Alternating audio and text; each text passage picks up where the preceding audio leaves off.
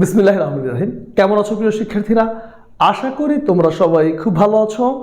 আজ আমি হাজির হয়েছি তোমাদের জন্য খুবই গুরুত্বপূর্ণ একটি ক্লাস নিয়ে। সেটি হচ্ছে কি, তোমরা যারা অনার্স প্রথম বর্ষে পড়ো অথবা অনার্স দ্বিতীয় বর্ষে পড়ো অথবা ডিগ্রি পাস কোর্সে প্রথম বর্ষে পড়ো অথবা তোমরা যারা ডিগ্রি সেকেন্ড ইয়ারে পড়ো, এই চারটি ইয়ারের জন্য, আবারও বলছি কি, degree second year, degree first year, তারপর হচ্ছে honours second year, honours first year, এই চারটি ইয়ারের জন্য আমার আজকের ক্লাসটি সবচেয়ে বেশি গুরুত্বপূর্ণ।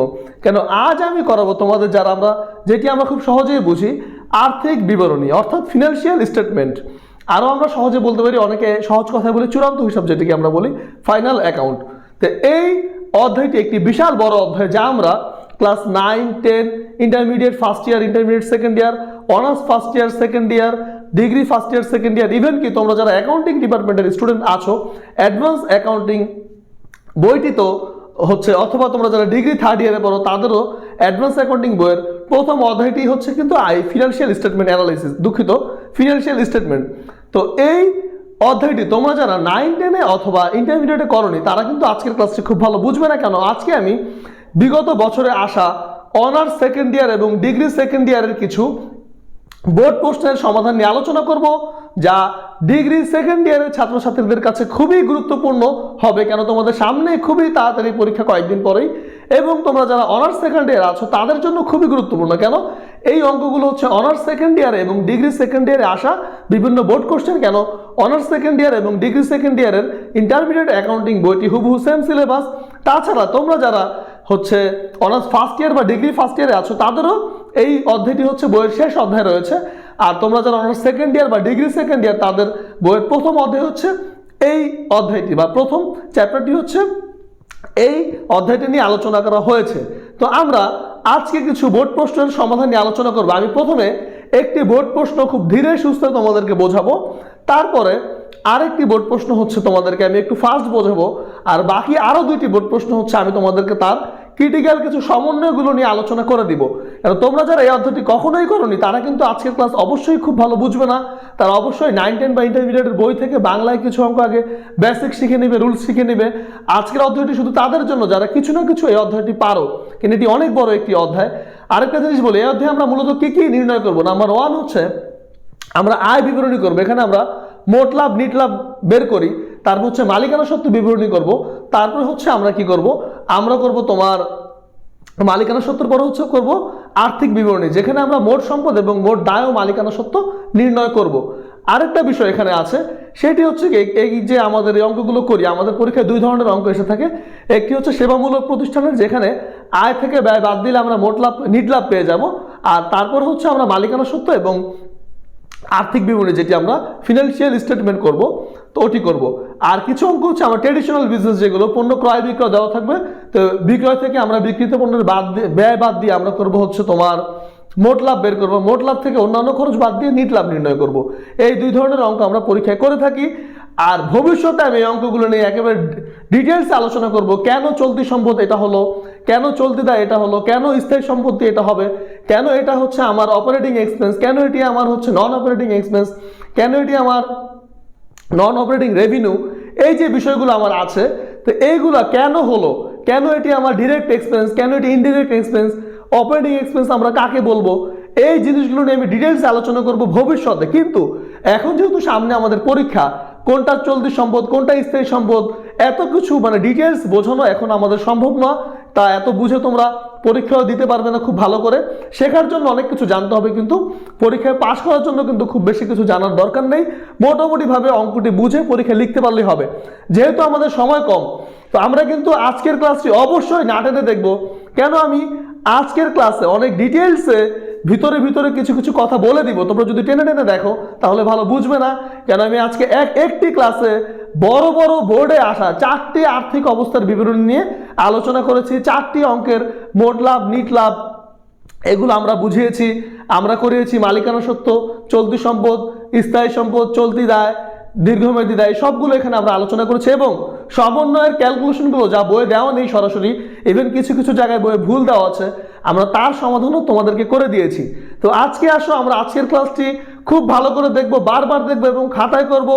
এই 4টি অঙ্ক আশা করি তোমরা যদি করো ইনশাল্লাহ কোশ্চেন যদি খুব বেশি কঠিন না হয় এইখান থেকেই তোমরা পরীক্ষায় কমন পেয়ে যাবে। যদিও এই অঙ্কগুলো একটি অঙ্কের সাথে আরেকটি অঙ্ক প্রায় 70-80% পর্যন্ত মিল থাকে, শুধু ভিতরে রেয়াও মিল দেওয়া থাকবে আমাকে যে ট্রায়াল ব্যালেন্স তার 2-1টি আইটেম আমার কম দেওয়া থাকবে এবং বা কম বেশি থাকতে পারে, সমন্বয় কয়েকটি পরিবর্তিত থাকতে পারে। তাছাড়া অঙ্কের কাঠামো ম্যাক্সিমাম হচ্ছে একই রকম থাকবে। তো আসো আমরা আজকের ক্লাসটি দেখি এবং খাতায় অবশ্যই করব। তো ঠিক আছে, আসো আমরা সরাসরি আজকের ক্লাসে চলে যাচ্ছি। তো দেখো, আজকে আমরা প্রথমেই যে অঙ্কটি দেখব তা 2015 সালে বোর্ড পরীক্ষায় এসেছিল ডিগ্রিতে। আমরা দেখতে পাচ্ছি যে এখানে ডিগ্রিতে 2015 সালে এই অঙ্কটি পরীক্ষায় এসেছিল। তো এখন আমি বলেছিলাম যে আজকে আমি যে অঙ্কগুলো করাবো, এই প্রথম অঙ্কটি একটু হচ্ছে আমি একেবারে শুরু থেকে শেষ পর্যন্ত তোমাদেরকে সলিউশন সহ কোশ্চেনটি বোঝাবো, তারপরটি হচ্ছে একটু ফাস্ট বোঝাবো, তারপরটুকু হচ্ছে জাস্ট কী কী সমন্বয়গুলো তোমাদের সমস্যা হতে পারে তা আমি সমাধান করে দিব। তার আমরা প্রথমেই কোশ্চেনে দেখতে পাচ্ছি এখানে আমরা খুব সংক্ষেপেই দেখে যাই।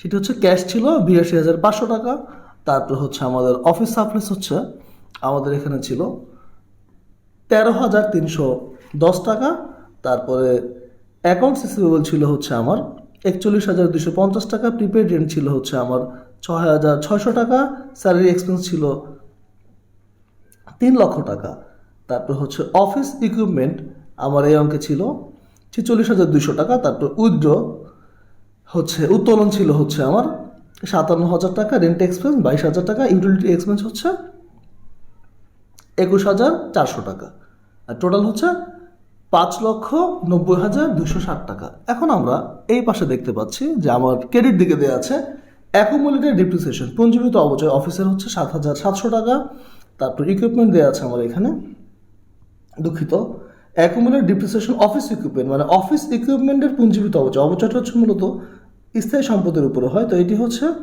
অফিস ইকুইপমেন্টের উপর আমার যে পুঞ্জীভূত অবচয় মানে আগের বছরের অবচয় সঞ্চিতি যেটি সেটি ছিল 7,700 টাকা, তারপর অ্যাকাউন্টস পেয়েবল হচ্ছে আমার এই অঙ্কে ছিল 29,700 টাকা, তারপর হচ্ছে নোটস পেয়েবল ছিল হচ্ছে 55,000 টাকা, আর্ন ফিস দেওয়া আছে 14,850 টাকা, ক্যাপিটাল মানে মূলধন হচ্ছে 1,20,010 টাকা, আর এখানে আমার দেওয়া আছে ফিস রেভিনিউ যে আমি যে আয় করেছি সেটি হচ্ছে 3,63,000 টাকা। আমার এই অঙ্কে আমি প্রথমেই বলেছিলাম যে আমাদের যে অঙ্কগুলো থাকবে এটা হচ্ছে সেবামূলক প্রতিষ্ঠান, এই অঙ্কগুলোতে আমার কোনো মোট লাভ বের হবে না, সরাসরি নিট লাভ, যে আমি হচ্ছে আয় থেকে ব্যয় বাদ দিলে নিট লাভ চলে আসবে। আমি দেখে দিচ্ছি, দেখো প্রথমে আমার সমন্বয় যেগুলো আছে সমন্বয়গুলোর দিকে আমরা যদি একটু লক্ষ্য করি আমরা দেখতে পাবো আমাদের সমন্বয় যেটি দেওয়া ছিল, প্রথমে আমার সমন্বয় দেওয়া আছে হচ্ছে এন্ডিং ইনভেন্টরি, কী দেওয়া আছে ending inventory of office supplies, এটি হচ্ছে 2,310 টাকা, প্রিপেড রেন্ট দেওয়া আছে হচ্ছে 3,000 টাকা, ডিপ্রিসিয়েশন হচ্ছে অফিস ইকুইপমেন্টের উপর দেওয়া আছে 3,300 টাকা, স্যালারি পেয়েবল বকেয়া বেতন দেওয়া আছে হচ্ছে 20,000 টাকা, আর ফিস আর্ন বাট নট রেকর্ডেড মানে আমি সেবা আয় করেছি কিন্তু হিসাবভুক্ত করা হয়নি, অর্থাৎ আমি সেবা দিয়ে টাকা পাবো এখনও টাকা পাইনি এবং তা হিসাবভুক্ত করা হয়নি। তো আমি এই ধরনের অঙ্ক তোমরা যখন তোমাদের ভুল সবচেয়ে কম হবে কখন আমি ভালো করে একটা টেকনিক দেখিয়ে দিচ্ছি। দেখো, আর আমাদের কী কী চেয়েছে আমরা একটু কোশ্চেনটার দিকে দেখতে পাচ্ছি, কোশ্চেনটা ভালো করে দেখি আমাদের কি কোশ্চেনে চেয়েছে। আমরা ধরো কোশ্চেনটা পুরোটা আগে আমার প্রথম ফুল পেজের মধ্যে আনার চেষ্টা করছি, তোমরা কোশ্চেনটি চাইলে স্ক্রিন ক্যাপচার দিয়ে রেখে দিতে পারো। এখানে আমার একে চেয়েছে ইনকাম স্টেটমেন্ট, 2 হচ্ছে ওনার সিকিউরিটি, 3 হচ্ছে স্টেটমেন্ট অফ ফিনান্সিয়াল পজিশন মানে আর্থিক অবস্থা, দুঃখিত। তো এখানে আমাদের অঙ্ক করার সুবিধার্থে অঙ্ক যেন আমাদের ভুল কম হয় আমাদের যে সমন্বয়গুলো আছে, যেমন নাম্বার 1 হচ্ছে office supplies ending inventory of office supplies, যে বছরের শেষের সাপ্লাইস মজুদ রয়েছে 2,310 টাকা। এই ক্ষেত্রে আমরা এই সাপ্লাইসে দাগ দিব, একটা টিক চিহ্ন দিব, যেটা যেটা সমন্বয় থাকবে তাতে একটা টিক চিহ্ন দিব। এই যে এখানে আমার অফিস সাপ্লাইস ছিল 13,310 টাকা, তার মধ্যে এখনও আমার আছে 2,310 টাকা, এটা থেকে এটা বাদ দিলে বাকিটুকু হচ্ছে সাপ্লাইস খরচ।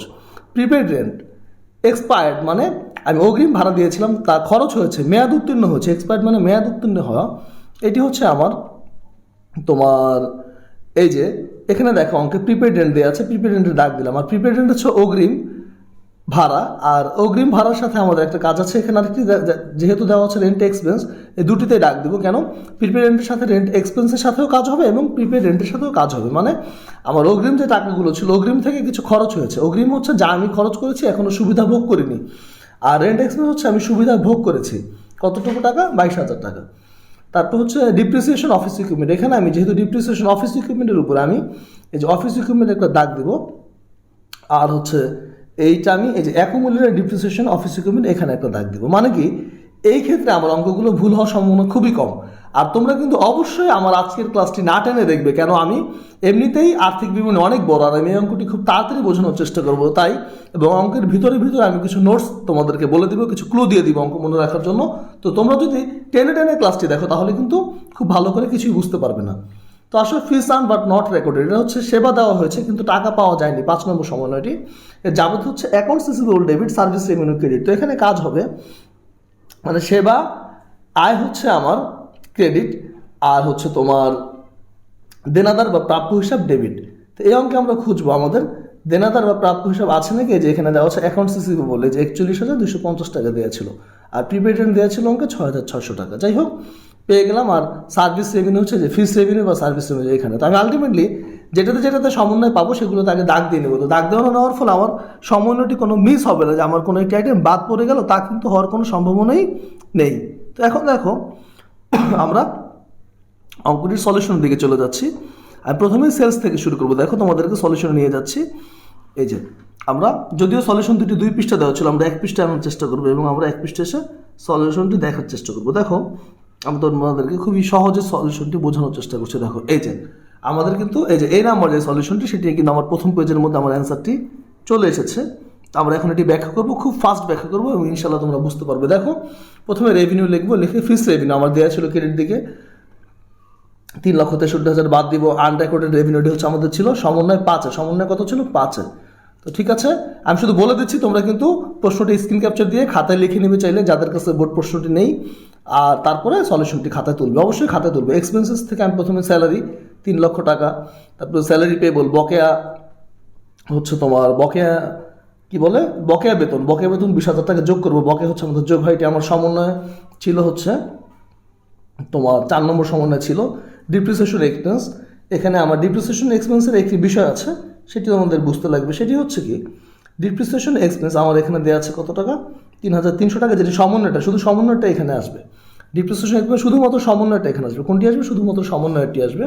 সাপ্লাইস এক্সপেন্স আমার সাপ্লাইস অঙ্কে দেওয়া ছিল 13,310 টাকা, তার থেকে সমন্বয় ছিল 2310 টাকা, বিয়োগ করে দিব, বাকি অংশটুকু সাপ্লাইস এক্সপেন্স 11,000 টাকা।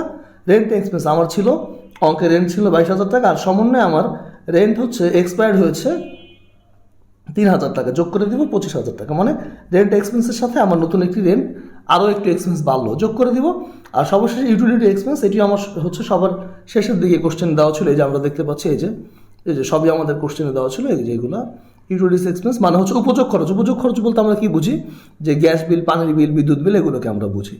তো ঠিক আছে, তো আমরা বাদ দিয়ে দিব, এই সবগুলো যোগ করবো। যোগ করলে হচ্ছে 3,80,000 টাকা, আর আমার এখানে ছিল 3,73,000 টাকা। আমার আয় হয়েছে 3,73,000, কিন্তু ব্যয় হয়েছে কত? 3,80,700 টাকা। আলটিমেটলি আমি যদি 3,73,000 থেকে 3,80,700 টাকা বাদ দিই, যেহেতু আমার আয় কম আর হচ্ছে ব্যয় বেশি, আমার ক্ষতি হবে। ক্ষতি হচ্ছে নিট লস, এটি মাইনাস ফিগারে লিখে দেবো। নিট লস হয়েছে আমার 7,700 টাকা। আশা করছি তোমরা এটি খুবই ভালো বুঝতে পেরেছো। দুঃখিত। এবার আসো আমরা এই অঙ্কটির পরবর্তী ধাপ, যেটি মালিকানা সত্ত্ব। মালিকানা সত্ত্ব আমাদের খুবই সহজ। এটি হচ্ছে এই যে ক্যাপিটাল অঙ্কের ক্রেডিট দিকে দেওয়া ছিল 1,20,010 টাকা। এর থেকে আমরা লস হলে বিয়োগ করবো আর লাভ হলে যোগ করবো। যেহেতু অঙ্কে লস হয়েছিল 7,700 টাকা বাদ দিব, এর থেকে উইথড্র আমরা বাদ দিব। উত্তোলন আমার ডেবিট দিকে দেওয়া ছিল 57,000 টাকা। তো এখানে চলে এসেছে, খুবই ইজি। তারপর আমরা এখন সম্পত্তি ও দায়ের দিকে চলে যাচ্ছি। আমরা আগে ফুল সম্পত্তিটি দেখবো। দেখো সম্পত্তির দিকে আমরা প্রথমে দেখতে পাচ্ছি ক্যাশ অঙ্কে ডেবিট দিকে দেওয়া ছিল। তারপর অফিস সাপ্লাইস 13,300 টাকা, যার মধ্যে আমার খরচ হচ্ছে 11,000 টাকা, যেটি আমরা এই যে একটু আগেই করেছিলাম। আর সমন্বয়ে আমার দেওয়া ছিল 2,300 টাকা। তুমি সরাসরি চাইলে office supplies at the end of the period লিখে এই 2310 টাকা সরাসরি শো করতে পারো, যেহেতু এই টাকাটা দিয়ে আছে। অ্যাকাউন্টস রিসিভেবল আমার অঙ্কে ছিল হচ্ছে 41,250 টাকা। তার সাথে আমরা এই যে অলিখিত বিক্রয়, যেটি আমার সমন্বয় কত ছিল? সমন্বয় ছিল হচ্ছে সমন্বয় 5 নম্বরে ছিল। আমি এটা বোঝার জন্য দিয়ে দিচ্ছি। সমন্বয় 5 ছিল 10,000 টাকা। মানে হচ্ছে অলিখিত বিক্রয় বা হচ্ছে কি অন্তর্ভুক্ত, যা আমি অন্তর্ভুক্ত করিনি এমন সেবা, বকেয়া সেবা যা যোগ করে ফেললাম। প্রিপেড রেন্ট, আমার অঙ্কে প্রিপেড রেন্ট ছিল হচ্ছে 6,600 টাকা, যেখান থেকে আমি রেন্ট এক্সপায়ার বাদ দিব 3,000 টাকা। তোমরা এখান থেকে যারা কোনো জায়গায় সমস্যা হবে তারা কিন্তু অবশ্যই কমেন্টস করে জানাবে। আর আজকের অঙ্কটি শুধুমাত্র তাদের জন্য, আমি আবারও বলছি, যারা ক্লাস 9, 10 ইন্টারমিডিয়েটে কিছু না কিছু হলে আর্থিক বিবরণী করে এসেছো, তারা একেবারেই করোনি, তারা কিন্তু এই অঙ্ক অনেকটাই বুঝবে না, কিন্তু এটি কিন্তু আমরা ক্লাস 9 থেকে করে এসেছি, তাই আমি একটু ফাস্ট বুঝাচ্ছি তোমাদেরকে। তো এটা আমাদের অ্যাকাউন্টিংয়ের মেজর একটা বিষয়, মানে প্রধান একটা বিষয় হচ্ছে এটি, এই জন্য এটি আমি খুবই ধীরে ধীরে বুঝাচ্ছি না, আমি শুধু বেসিক কনসেপ্টগুলো বুঝাচ্ছি। এখানে ফিক্সড অ্যাসেট আমাদের ছিল হচ্ছে অফিস ইকুইপমেন্ট 46,020 টাকা। এখান থেকে আমরা ডিপ্রিসিয়েশন বাদ দিই। এখানে একটা মজার বিষয়, এই যে 3,300 টাকা হচ্ছে সমন্বয় ছিল, এটা কোথায় ছিল? সমন্বয় নম্বর 3-এ ছিল, আর এটা আমার ক্রেডিট দিকে দেওয়া ছিল 7,700 টাকা। আমরা দেখতে পাচ্ছি এই যে দেখো ক্রেডিট দিকে দেওয়া ছিল, আমরা কোশ্চেনটার দিকে আরেকবার তাকাচ্ছি, এই যে ক্রেডিট দিকে যে 7,700 টাকা দেওয়া ছিল অ্যাকুমুলেটেড ডিপ্রিসিয়েশন, এটা হচ্ছে সম্পদ থেকে বাদ যাবে। এর সাথে এই যে সমন্বয় হচ্ছে আমার 3 নম্বর সমন্বয় 3,300 টাকা, এটি আমরা যোগ করে দুটি একসাথে আমার সম্পদ থেকে বাদ হবে, মানে আমার আগের বছরের অবচয় আর এই বছরের অবচয়, দুটি অবচয় একসাথে বাদ দিয়ে দিব। তো এখানে বাদ দিলে আমি এখানে ব্রেকেটও লিখতে পারি, না লিখলে হবে, যেহেতু আমি লেস চিহ্নটি দিয়েছি, লেস কথা ব্যবহার করলে ব্রেকেট না দিলেও চলবে। বাদ দিলে 35,200 টাকা, এই দুটি যোগ করে দিব আমরা, আমার হয়ে গেল টোটাল কারেন্ট অ্যাসেট হচ্ছে 1,39,000 টাকা, আর টোটাল ফিক্সড অ্যাসেট হচ্ছে 35,200 টাকা। দেখো যে টোটাল অ্যাসেটটি তোমরা এটি স্ক্রিন ক্যাপচার দিয়ে রেখে দিতে পারো।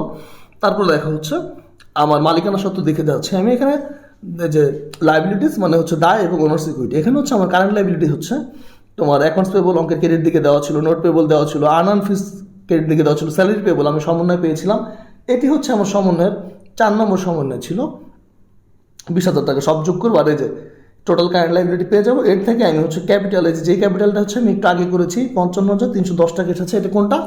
এই যে এই বক্স থেকে, এই বক্সের যে নিচের অংশটুকু, এই টাকাটুকু আমি সবার নিচে বসিয়ে দিব। তো দেখো আলটিমেটলি এটি যোগ করবো, দুই পাশে কিন্তু অবশ্যই মিলে যাবে। অঙ্ক যদি আমার ঠিক থাকে তাহলে মোট সম্পদ এবং মোট দায় অবশ্যই মিলে যাবে। আশা করছি তোমরা এই অঙ্কটি খুবই ভালো বুঝতে পেরেছো। এবার আসো, আমরা তো একটা সেবামূলক অঙ্ক করলাম, এখন আমরা একটা যে ট্রেডিশনাল যে বিজনেসগুলো পণ্য ক্রয় বিক্রয় করবো, ক্রয় বিক্রয় করে আমরা মোট লাভ বের করবো, তারপরে নিট লাভ বের করবো, ওই অঙ্কগুলো থেকে আমরা একটা বোর্ড কোশ্চেন দেখে আমরা এখন করলাম ডিগ্রিতে আসা 2015 সালের অঙ্কটি, এখন আমরা দেখবো 2016 সালের অঙ্কটি। আসলে এর পরের অঙ্কটি দেখি। তো দেখো 2016 সালে যে অঙ্কটি আমাদের পরীক্ষা এসেছিল, খুবই গুরুত্বপূর্ণ একটি অঙ্ক এটি কিন্তু একটি ট্রেডিশনাল বিজনেস, যেখানে আমাদের মোট লাভ বের করতে হবে, তারপরে নিট লাভ বের করতে হবে, আর ওই অঙ্কটা আমরা করেছিলাম সরাসরি নিট লাভ চলে এসেছিল। তো আসো আমরা এখন অঙ্কটি আগে দেখি, আমরা আগে অঙ্কটির পুরো যে ডেবিট ক্রেডিট দিকে যে বক্সটি দেওয়া আছে সেটি ভালো করে দেখি, বোঝার চেষ্টা করি, তারপরে আমি সমন্বয়গুলো দেখাচ্ছি, এবং এই অঙ্কটি আমরা মোটামুটি পুরোটাই দেখার চেষ্টা করব, আর তারপর থেকে কিছু কিছু অঙ্ক আমরা শুধুমাত্র সমস্যাগুলো তোমাদেরকে আমি দেখিয়ে দিব।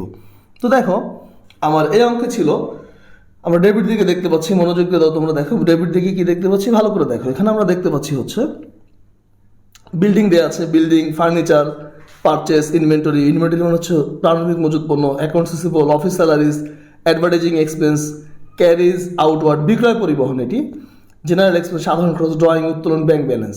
আর আমার ক্রেডিট দিকে দেওয়া আছে সেলস, বিক্রয়, অ্যালাউন্স ফর ব্যাড ডেটস, মানে হচ্ছে অনারি পাওনা সঞ্চিতি, পুরাতন সঞ্চিতি, লোন হচ্ছে দেওয়া আছে 10% লোন, আমি দীর্ঘমেয়াদী দায়, এটি হচ্ছে 2016 সালের অঙ্ক, আর হচ্ছে 2016 সালের 1/6/2016, মানে জুন মাসের 1 তারিখে লোনটি নেওয়া হয়েছে। ভালো করে বুঝো, জুন মাসের 1 তারিখ, এটা কিন্তু জুনের শেষ তারিখ না। আমরা লোনের যখন সুদ ধরবো, এবং সমন্বয় যদি লোনের সুদ ধরতে নাও বলে, আমরা এই লোনের সুদটি ধরবো, এবং অবশ্যই 1/6 মানে জুনের শুরু, জুন থেকে শুরু হবে, June, July, August, September, October, November, December, 7 মাসের সুদ ধরবো আমরা অবশ্যই। কয় মাসে? 7 মাসে। তো দেখো আমরা মোটামুটিভাবে কোশ্চেনটি দেখলাম। এবার আসো আমরা টোটাল যোগফল দেখতে পাচ্ছি 20,50,000, 20,50,000। এবার আসো আমরা কি করবো এখন, সমন্বয়গুলো একটু দেখি, আমরা সমন্বয়গুলো ভালোভাবে দেখি, এবং আমি আগের অঙ্কের মতো টেকনিকটি বলে দিচ্ছি, সমন্বয়গুলো দেখে কার কার সাথে সমন্বয়গুলো কাজ হবে আমরা তা দাগিয়ে দিব তোমাদেরকে, বা দাগ দিয়ে নিব আমরা, তাহলে আমাদের বুঝতে সমস্যা হবে না যে আসলে কোনো সমন্বয় আমাদের যেন বাদ না পড়ে যায়। তো আমরা দেখতে পাচ্ছি আমাদের সমন্বয়গুলোর মধ্যে প্রথমে দেওয়া ছিল ইন্ডিং ইনভেন্টরি, হচ্ছে সমাপনী মজুত পণ্য, বছর শেষে যে পণ্যটা আমরা বিক্রি করতে পারিনি এটি আমার চলতি সম্পদ। ক্রেডিট সেল, ধারে বিক্রয় 2,000 টাকা, হিসাবভুক্ত করা হয়নি। 3 নম্বরে বলা হয়েছে right of 40,000 as bad dates, honorary pound হিসেবে 40,000 টাকা হিসাবভুক্ত করো, অবলোপন করো, অ্যান্ড মেক অ্যান অ্যালাউন্স, এবং হচ্ছে তুমি তৈরি করো একটি সঞ্চিতি ফর ব্যাড ডেটস, ব্যাড ডেটসের জন্য 5% রিমেইনিং অ্যাকাউন্ট। যেহেতু আমাদের সামনে পরীক্ষা, তাই কিন্তু আমরা খুব ফাস্ট অঙ্কগুলো বোঝাচ্ছি। ভবিষ্যতে আমি অধ্যায়গুলো যখন আবার করাবো তখন কিন্তু ধীরে সুস্থ তোমাদেরকে করাবো। আর যেহেতু আমাদের এখন খুব তাড়াতাড়ি পরীক্ষা, তাই আমি অল্প সময়ে কীভাবে বেশি অঙ্ক করতে পারবো তোমাদেরকে দিতে পারবো, তাই আমি একটু ফাস্ট অঙ্কগুলো করাচ্ছি। দেখো আবারও অনাদি পাওনা ধরবো হচ্ছে 40,000 টাকা অবশিষ্ট দেনাদারের উপরে। অনাদি পাওনা ধরতে হয় দেনাদারের উপরে, কেন? দেনাদারের কাছ থেকে আমি যেই টাকাটি না পাবো তাই হচ্ছে অনাদি পাওনা। তো হচ্ছে আর অবশিষ্ট যে টাকা পাবো তার উপরে হচ্ছে আমি একটা সঞ্চিতি ধরবো যে আগামী বছর অনাদি পাওনা মোকাবেলা করার জন্য এটা ধরা হয়। ফার্নিচার অ্যান্ড ফিটিংস, এটা হচ্ছে আমার আসবাবপত্র, সেটি হচ্ছে তোমার কত টাকা দেওয়া আছে? 5% বার্ষিক অপচয়। আর আমাকে বলতে বলেছে multi step income. Multi step বলতে এটা বোঝায় যেন আমার মোট লাভ বের করবো এবং নিট লাভ বের করবো। আগেরটা করেছিলাম সিঙ্গেল স্টেপ, সরাসরি নিট লাভ। রেডি হচ্ছে আমাদের আগে মোট লাভ পরে নিট লাভ, ওনার সিকিউরিটি স্টেটমেন্ট আছে ক্লাসিফাইড ব্যালেন্স শিট। তো দেখো আমরা সরাসরি অঙ্কে চলে যাচ্ছি, অঙ্কের সমাধানে চলে যাচ্ছে। এবং আরেকটা বিষয় যেটা বললাম দাগ দিব, তো আমরা দাগ দিব কি ইন্ডিং ইনভেন্টরি সেলসের সাথে দাগ দিয়ে নিচে দেখো সেলসের সাথে সমন্বয় আছে, এখানে একটা দাগ দিলাম। তারপরে হচ্ছে আমার দেনাদারের সাথে সমন্বয় আছে, দেনাদারের মধ্যে আমি দাগ দিলাম। দেনাদার কোথায় গেল আমাদের? দেখো এই যে অ্যাকাউন্ট রিসিভেবল আমি দাগ দিলাম, এটির সাথে একটি সমন্বয় আছে। ফার্নিচারের সাথে একটি সমন্বয় আছে, দাগ দিলাম আমি ফার্নিচারের সাথে। এই তো আমার মোটামুটি হয়ে গেল। এইবার আসো, এবার আমি হচ্ছে তোমার এবার আমরা হচ্ছে দেখবো যে এর সমাধানটি আমরা খুব ফাস্ট দেখার চেষ্টা করবো। শুধু কোন কোন জায়গায় ঝামেলা আছে তোমাদেরকে বুঝিয়ে দেবো। দেখো প্রথমে আমরা দেখতে পাচ্ছি বিক্রয়, বিক্রয় থেকে যোগ করবো হচ্ছে অলিখিত বিক্রয়। অলিখিত বিক্রয়ের সাথে কস্ট অফ গুডস সোল্ড মানে বিক্রিত পণ্যের ব্যয়। এখানে কি করবো? ওপেনিং ইনভেন্টরি যোগ পারচেস মাইনাস এন্ডিং ইনভেন্টরি, এটি আমার সমন্বয় দেওয়া ছিল। ঠিক আছে, খুবই সহজ এটি। কিন্তু অবশ্যই আবারও বলছি, যারা কখনোই আর্থিক বিবরণী করো তাদের জন্য কিন্তু আজকের অঙ্ক না। যারা মোটামুটি ইন্টারমিডিয়েটে বা 9-10 করেছো শুধুমাত্র তাদের জন্য। ওখানে বাংলায় করছো, এখানে ইংরেজিতে। আর অঙ্কগুলো কিন্তু খুব বেশি যে কঠিন তা কিন্তু নয়। তো দেখো আমরা এটি বুঝতে পারলাম। আমাদের নিট বিক্রয় ছিল 12,02,000 টাকা, তার থেকে আমি বাদ দিব 6,50,000, 5,52,000 হচ্ছে আমার গ্রস প্রফিট মানে মোট লাভ। আর এখানে আমি এই যে ক্রয়ের সাথে মানে ওপেনিং ইনভেন্টরি প্রারম্ভিক মজুদের সাথে ক্রয় যোগ করলাম, তার হলো 7 লক্ষ টাকা। 7 লক্ষ টাকা থেকে সমপরি মজুদ পণ্য বিয়োগ করলাম, আমি আলটিমেটলি 6,50,000 টাকা পেলাম। সেটি হচ্ছে আমার বিক্রিত পণ্যের ব্যয়। মানে 6,50,000 টাকার জিনিস আমি বিক্রি করেছি 12,02,000 টাকায়। বাকিটুকু হচ্ছে আমার মুনাফা 5,52,000। এখন অন্যান্য যে আনুষঙ্গিক খরচগুলো আছে ক্যারিজ আউটওয়ার্ড, সেটি হচ্ছে কি আমার বিক্রয় পরিবহন। একটা বিষয় এখানে ওরা যে লিখেছে লেস অপারেটিং এক্সপেন্স, এখানে শিরোনাম দেওয়া হয়েছে মার্কেটিং এক্সপেন্স, অ্যাডমিন এক্সপেন্স। এটা তুমি শিরোনাম দিলেও হবে এবং না দিলেও কিন্তু খুব বেশি যে সমস্যা হবে তা কিন্তু নয়। যারা মনে রাখতে না পারবে মার্কেটিংয়ে কোনগুলো যায়, অ্যাডমিনিস্ট্রেশনে কোনগুলো যায়, তারা শুধুমাত্র অপারেটিং এক্সপেন্স লিখে সবগুলো এক্সপেন্স দিয়ে দিবে। ক্যারিজ আউটওয়ার্ড বিক্রয় পরিবহন 10,000 টাকা। আর এখানে ব্যাড ডেট এক্সপেন্স আমাকে দেওয়া ছিল প্রথমে সমন্বয়ে কত দেওয়া ছিল? 40,000 টাকা। আর এখানে 13,100 টাকা কীভাবে এসে চা হচ্ছে তোমাদের বোঝানোর বিষয়। দেখো এই যে আমার এই যে ব্যাড ডেটস, আমি আরেকবার বোঝাচ্ছি। অনাদায়ী পণ্য ছিল 40,000 টাকা। এখানে একটা জিনিস আমি তোমাদেরকে বুঝাই, খুবই এক্সক্লুসিভ একটি বিষয় আমি এখন তোমাদেরকে দেখাবো। এই জিনিসটি যদি তোমরা মোটামুটি বুঝতে পারো তাহলে ইনশাল্লাহ কোনো সমস্যা হবে না। এটার জন্য আমাদের বুঝতে লাগবে এই অঙ্কের যে অ্যাসেটের দিকে এই যে তোমার হচ্ছে অ্যাকাউন্টস রিসিভেবলের অংশটি। আমার অঙ্কে অ্যাকাউন্টস রিসিভেবল দেওয়া ছিল 3 লক্ষ টাকা। কত দেওয়া ছিল? 3 লক্ষ টাকা। তার সাথে হচ্ছে আমার সমন্বয় নম্বর তোমার হচ্ছে ছিল, সমন্বয় নম্বর 2 ছিল অলিখিত বিক্রয়। অলিখিত বিক্রয় হচ্ছে 2,000 টাকা। দেখো আমার দেনাদার 3 লক্ষ টাকা, তার সাথে অলিখিত বিক্রয় 2,000 টাকা যোগ করবো, 3,02,000 টাকা। তার থেকে হচ্ছে এই যে সমন্বয় যে আমাদেরকে 3 বলেছে অনাদায়ী পাওনা 40,000 টাকা বাদ দিব। তো আমি একজনের কাছে বিক্রি করেছিলাম 3 লক্ষ টাকা, আরও ধারে বিক্রি করেছি মানুষদের কাছে 2,000 টাকা, যোগ করলে 3,02,000, তার থেকে 40,000 টাকা আর পাবো না। তাহলে পাবো কত? 2,62,000। এই 2,62,000 টাকা থেকে আমি 13,100 টাকা বাদ দিব। সেটি হচ্ছে কীভাবে 13,100 টাকা হবে? 5% করবো। কীভাবে? 2,62,000 টাকার উপরে বলছো অবশিষ্ট দেনাদারের 5% করতে। এই 5%ই হচ্ছে আমার 13,100 টাকা। তো তোমার আগে এই দেনাদারের এই অংশটুকু খুব ভালো করে বুঝতে হবে, তাহলেই তুমি 13,100 টাকা কোথা থেকে এসে বুঝতে পারবে। তো দেখো এখানে আমার অনাদায়ী দেনা সমন্বয় ছিল 40,000 আর পার্সেন্টেজ করে পেলাম 13,100 টাকা, যা এখান থেকে আমি বাদ দিয়েছি। আর এই দুটি হচ্ছে আমি যোগ করবো এখানে এই যে মূল অঙ্কে। দেখো 40,000 টাকা, এর সাথে হচ্ছে আমার 13,100 টাকা যোগ করবো ওখান থেকে যে পেয়েছি। আর তার সাথে হচ্ছে আমি এই যে 10,000 টাকা বাদ দিব। এটা আমার এই যে ক্রেডিট দিকে দেওয়া ছিল। কোন দিকে দেওয়া ছিল? দেখো এই যে অ্যালাউন্স ফর ব্যাড ডেটস, অঙ্কের ক্রেডিট দিকে দেওয়া ছিল 10,000 টাকা, এটি বাদ দিব। তাহলে এই ক্যালকুলেশনগুলো যদি আমরা খুব ভালো করে করি তাহলেই আমাদের এই যে আমার যে অ্যামাউন্টটি যেটি এসেছে যে তোমার এই যে 43,100 টাকা, এটি আমার চলে আসবে। তারপর হচ্ছে অ্যাডভার্টাইজিং এক্সপেন্স অঙ্কে দেওয়া আছে 1,20,000 টাকা, যোগ করবো 1,73,100। আর আমরা চাইলে সব খরচ একসাথে যোগ করতে পারি। অফিস স্যালারি এক্সপেন্স, এখানে অফিস স্যালারি এক্সপেন্স আমার অঙ্কে দেওয়া ছিল 1 লক্ষ টাকা, 1 লক্ষ টাকা আমরা লিখবো। এরপর আমরা দেখবো আমাদের এই অঙ্কের কি কি আইটেম আছে, সেই আইটেমগুলো এখান থেকে আমরা যোগ করবো। যোগ করলে আশা করি বাকি যে মোট খরচগুলো আমরা পেয়ে যাবো। দেখো মোট খরচগুলো আমরা কিভাবে পাচ্ছি, এখান থেকে একটু মনোযোগ দিয়ে দেখো। জেনারেল এক্সপেন্স, এই অঙ্কে আমার দেওয়া ছিল জেনারেল এক্সপেন্স, আমরা একটু দেখি দাঁড়াও। এই যে আমরা আগে ফুল পেজের মধ্যে অঙ্কটি নিয়ে এসে, যে ফুল পেজের মধ্যে অঙ্কটি নিয়ে এসেছি এখন আমরা। এবার আমরা দেখবো জেনারেল এক্সপেন্স, সাধারণ খরচ দেওয়া আছে 60,000 টাকা, অবচয় হচ্ছে তোমার কত টাকা, এখানে জেনারেল এক্সপেন্স লিখে আমার হচ্ছে মানে সাধারণ খরচগুলো, অন্যান্য সাধারণ খরচ এখানে দেখো।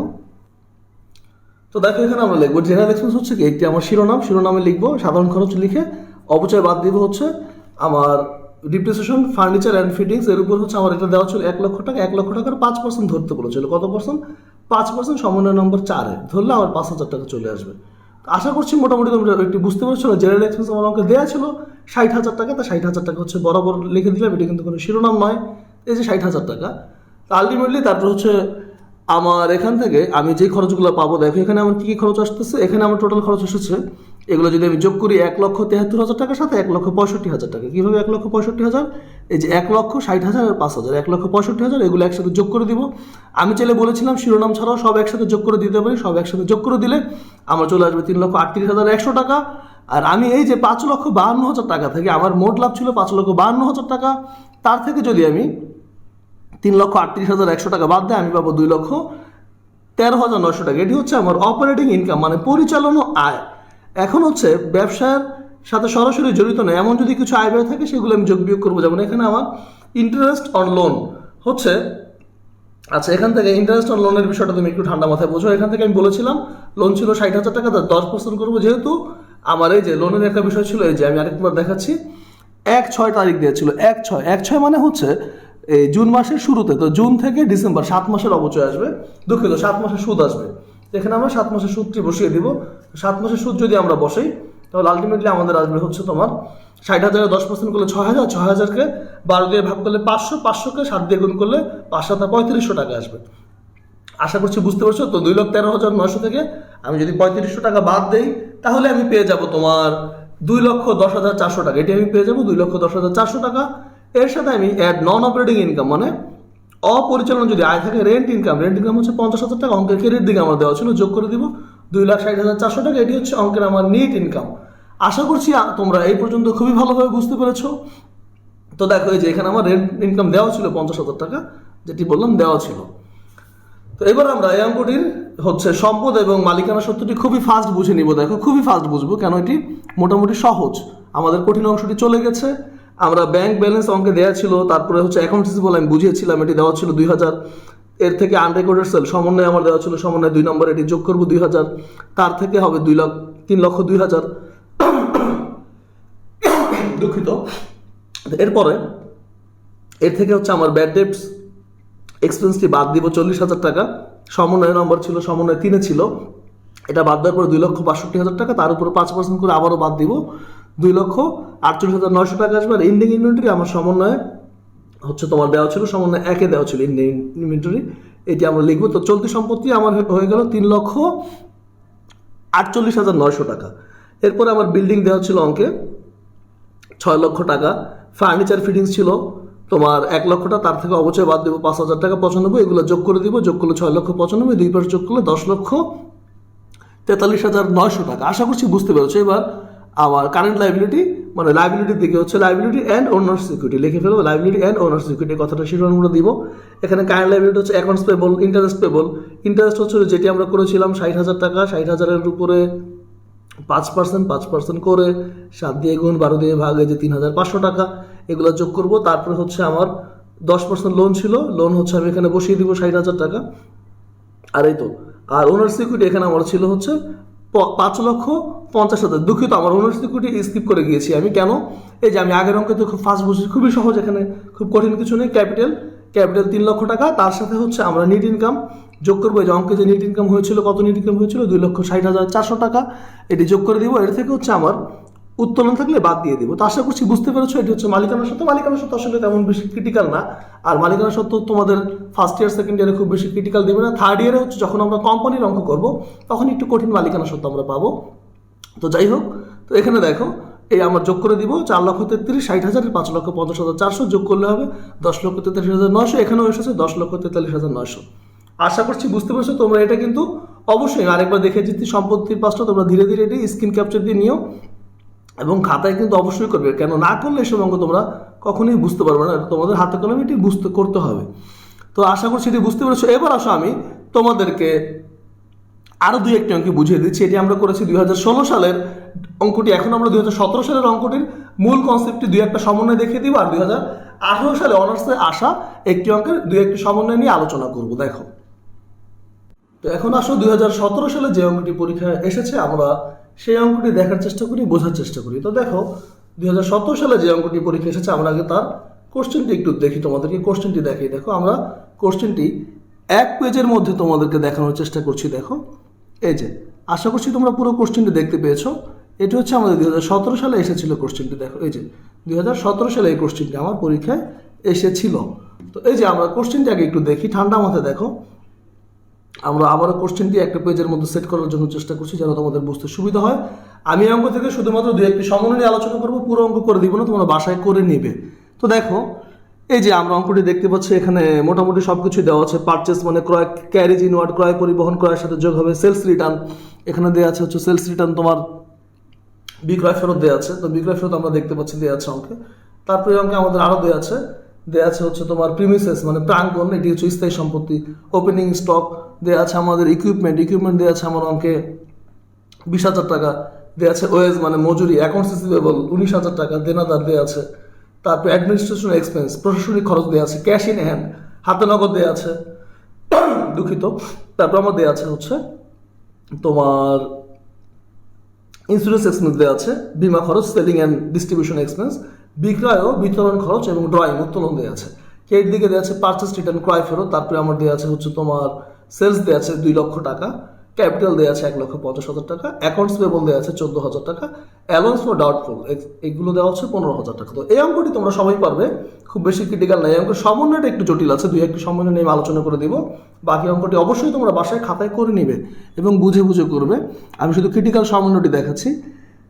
টাকা 3,000 অফ ওয়েজেস মানে কি, মজুরির 3,000 টাকা রিলেটিং মানে সম্পর্কযুক্ত নেক্সট অ্যাকাউন্টিং ইয়ার আগামী হিসাব বছরের জন্য, মানে এটি হচ্ছে অগ্রিম। এটি আমরা কী করবো, ওয়েজেস থেকে বাদ দিব। ক্লোজিং স্টক ভ্যালুর টাকা 10,000, হুইচ 1,000 ডিস্ট্রয়েড, যার 1,000 টাকা আগুনে পুড়ে গেছে। এই অঙ্কটাতে কিন্তু একটু ভুল আছে, যেটা আমি তোমাদেরকে সমাধানটা দেখিয়ে দিব। তো ক্লোজিং স্টক হচ্ছে সম্পূর্ণ 10,000 টাকা, যার মধ্যে আগুনে বিনষ্ট কোনো 1,000 টাকা কিন্তু হুইচ মানে কি এর ভিতরে অন্তর্ভুক্ত, যেখানে 1,000 টাকা পুড়ে গেছে এবং নো ইন্স্যুরেন্স ক্লেম মানে আমি কোনো বিমা ক্ষতিপূরণ পাবো না, মানে পুরোটাই আমার ক্ষতি।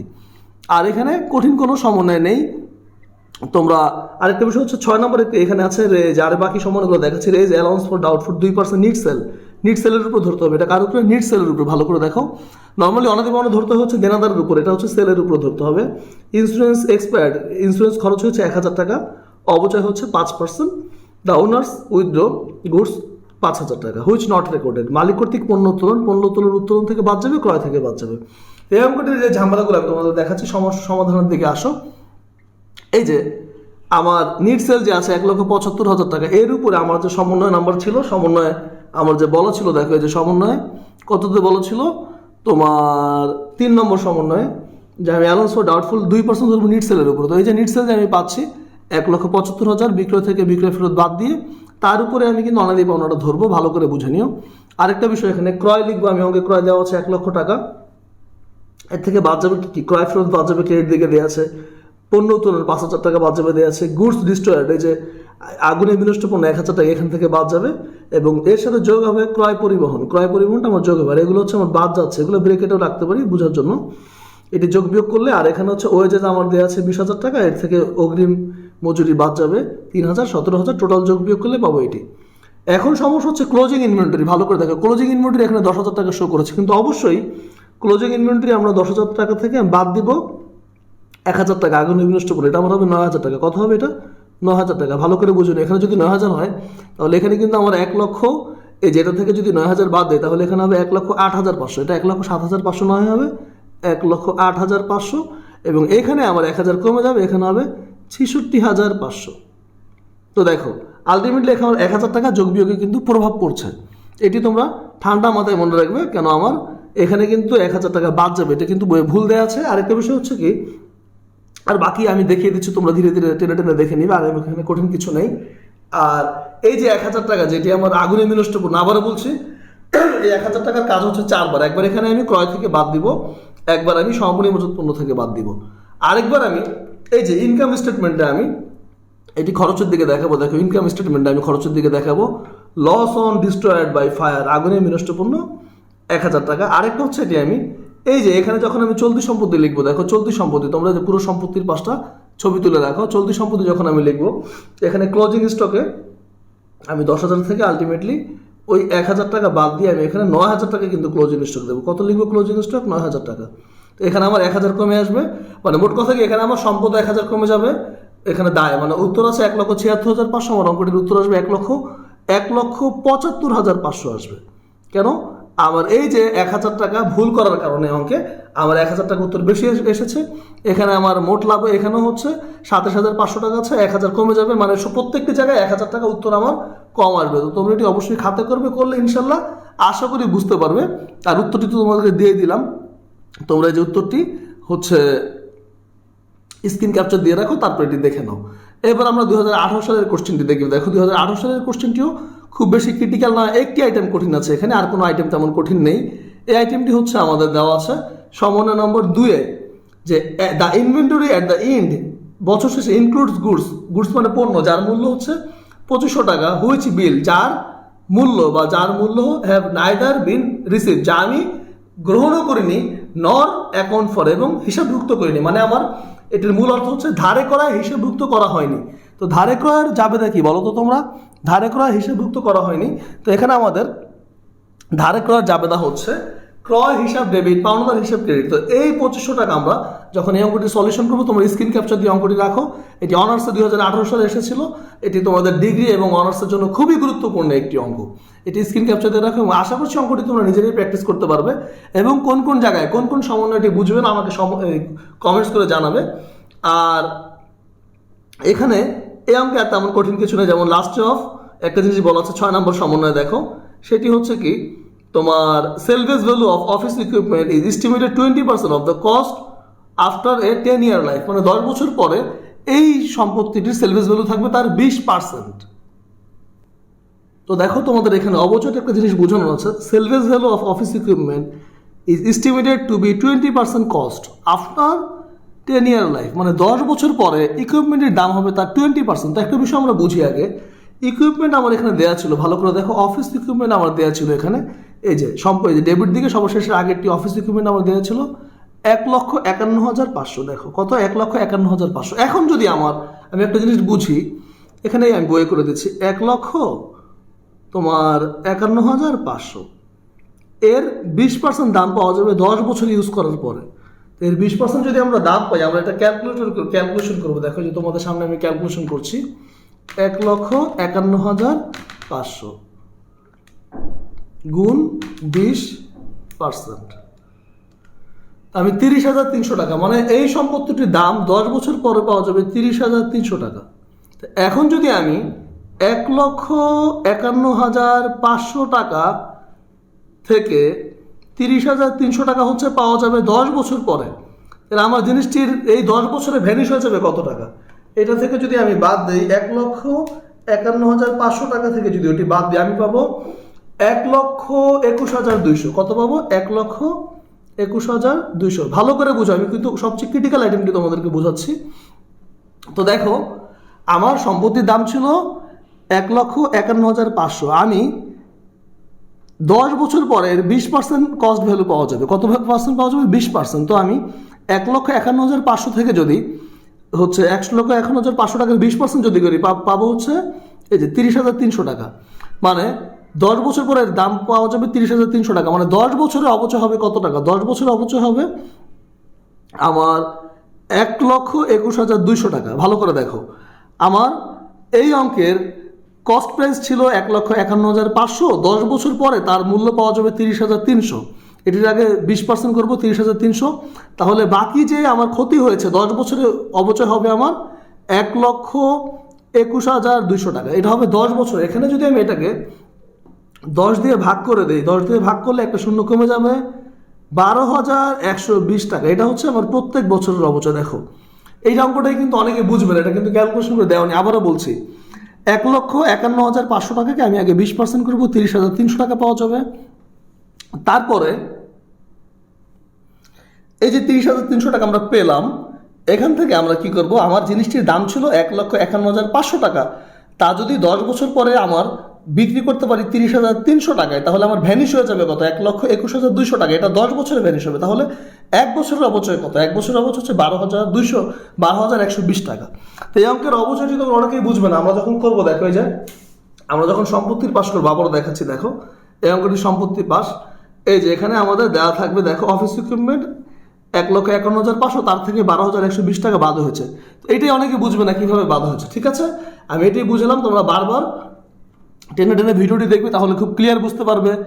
আর এই অঙ্কে আর আমার তেমন কোনো ক্রিটিক্যাল কিছু নেই। আর এই যে অ্যাকাউন্টস পেয়েবলের দিকে আমার হচ্ছে, তোমার অঙ্কে যদি অ্যাকাউন্টস পেয়েবল থাকে, এই যে অ্যাকাউন্টস পেয়েবল দেওয়া আছে 27,000 টাকা, তার সাথে এই যে সমন্বয় 2 আমার ছিল আনরেকর্ডেড বকেয়া ক্রয় বা বাকিতে ক্রয়, দুঃখিত, বাকিতে ক্রয় ছিল হচ্ছে 2,500 টাকা, টোটাল এসেছে 29,500 টাকা। তো আশা করছি তোমরা এই অঙ্কটি বুঝতে পারবে। আমি তোমাদেরকে যে সম্পত্তি, আমি হচ্ছে খরচ থেকে পুরো ছকটি তোমাদেরকে দেখানোর চেষ্টা করছি, দেখো যেন তোমরা বুঝতে পারো। দেখো আমি তোমাদেরকে সলিউশনটি দেখানোর চেষ্টা করছি। এই অঙ্কটির সলিউশনটি আমরা দেখছি, এই যে দেখো এই অঙ্কটির সলিউশনটি। তা আমরা অঙ্কর সলিউশনটি তোমাদেরকে টেনে টেনে দেখাচ্ছি। এখানে কঠিন কিছুই নেই। দুটি সমন্বয় সবচেয়ে কঠিন ছিল, যে আমার 2 নম্বর সমন্বয়টি ছিল, যেটি হচ্ছে আমার অলিখিত ক্রয় ক্রয়ের সাথে যোগ হবে। দেখো এই যে নট রেকর্ডেড, এই যে অলিখিত ক্রয় 2,500 টাকা যোগ হবে। আর এখানে তেমন কিছু নেই অঙ্কে।